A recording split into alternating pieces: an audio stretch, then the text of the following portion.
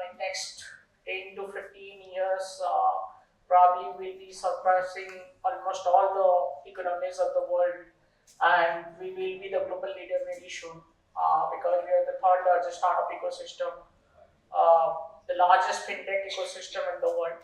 So, as other panelists have already spoken related to startup challenges, hurdles, opportunities. So, I would like to touch upon, the youth, what they are building, and how exactly the challenges are coming from the market side. Obviously, any startup that comes, from traditional business to any disruption. So the disruption right now is happening through technology. So if you see a unicorn getting built in 6 months, less than 6 months right now in US or in UK or any of the developed countries, and then we see that transitioning in India. So the Bharat ecosystem is actually disrupting right now. So when I actually was studying in the UK in 2007-8, I was part of the startup brigade.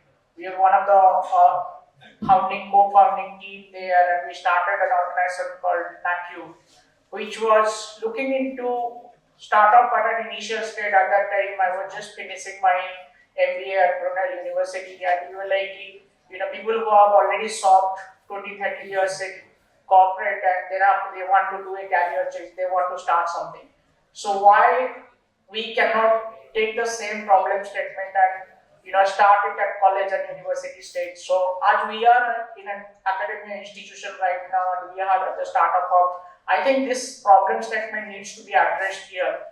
So the biggest challenge for entrepreneurs, particularly at the college level, is the idea, the problem they are facing. So whenever you leave your home and you reach to the college, probably you have come across hundreds of problems, right?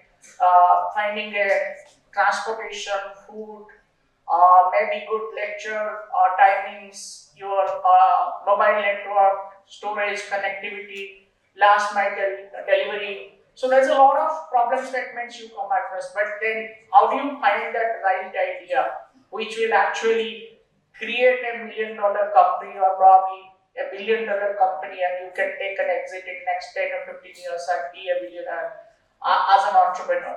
So as Sir was talking about the mindset, so I will just keep that mindset because Sir has already explained that, and I actually started the same. A lot of cricketers, right? Cricket is a religion for Indians, and for me, when I was growing up, I started my first business at the age of 17, and almost I've been into 18 years. I've been in the business, but I, in between, take it off from the business. I started working with Marks and Spencer UK.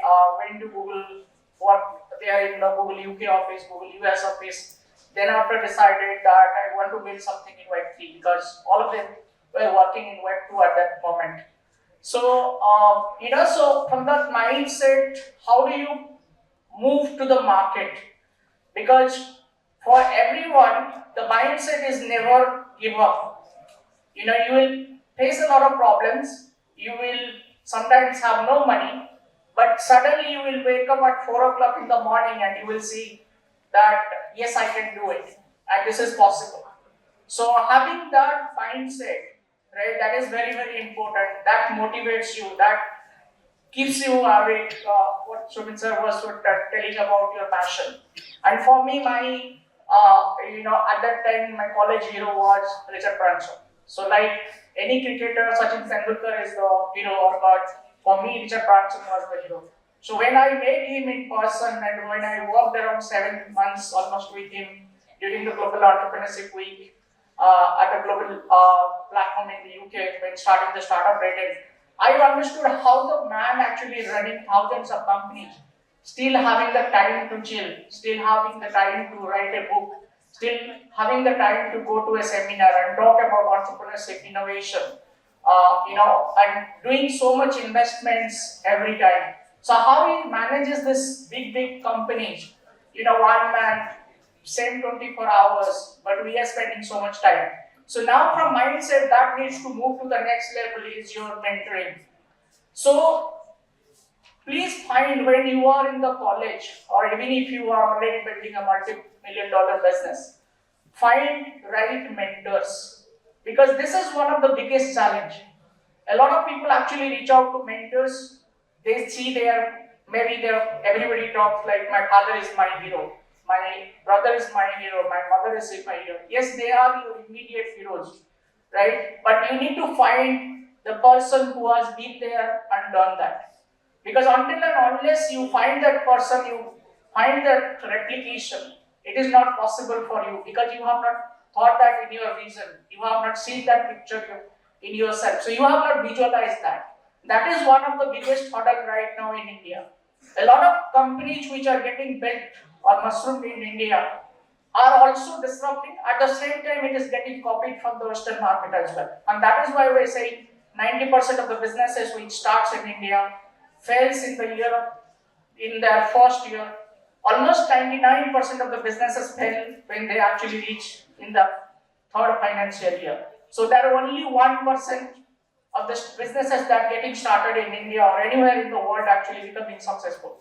So this is one of the biggest challenges, finding your mentor who has been there, done that, and which you can just give a call maybe at the 12 o'clock in the night and he can pick your call and give you the solutions. Not at least, even not the exact solutions, but at least give you the pathway, so the roadmap. That is very, very important. You need to talk to someone when you are, as an entrepreneur, very much alone.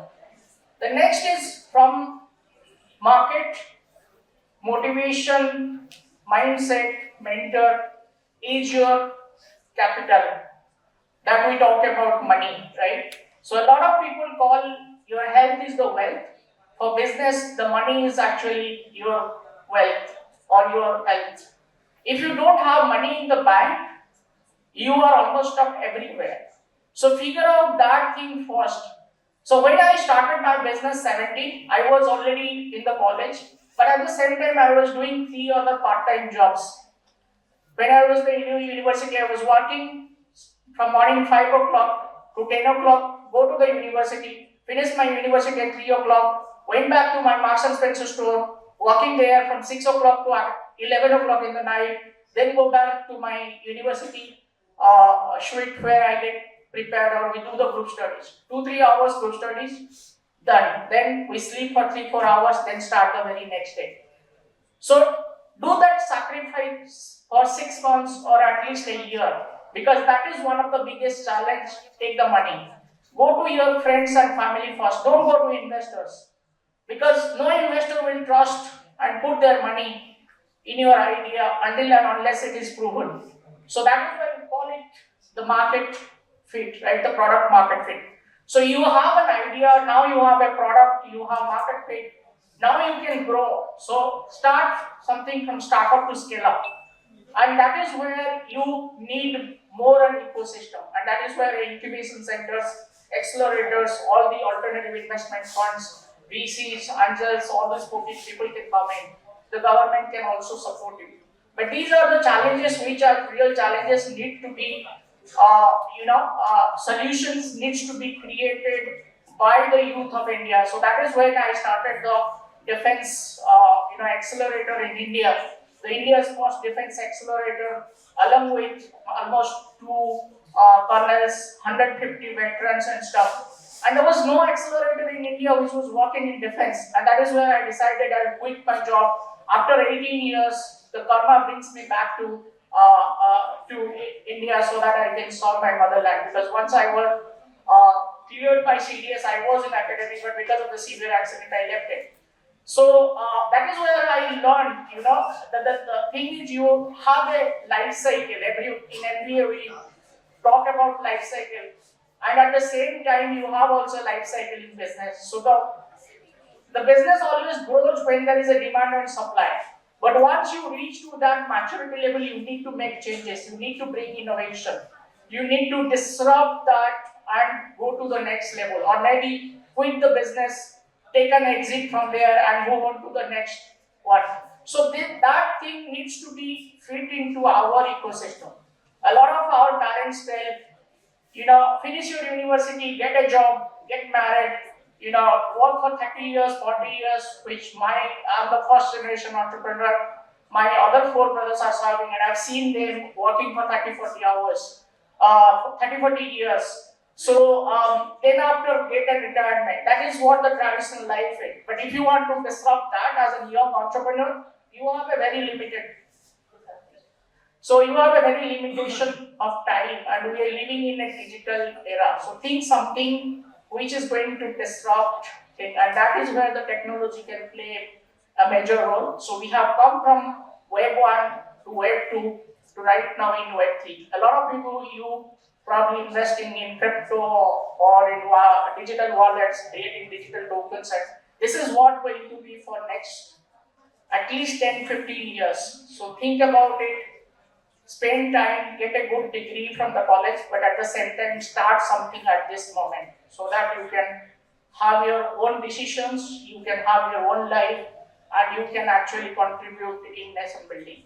That is what we are looking for, and that's kind of a small token of advice for you as an elder brother. But thank you so much for the opportunity once again. Jai Hind, Jai Bharat.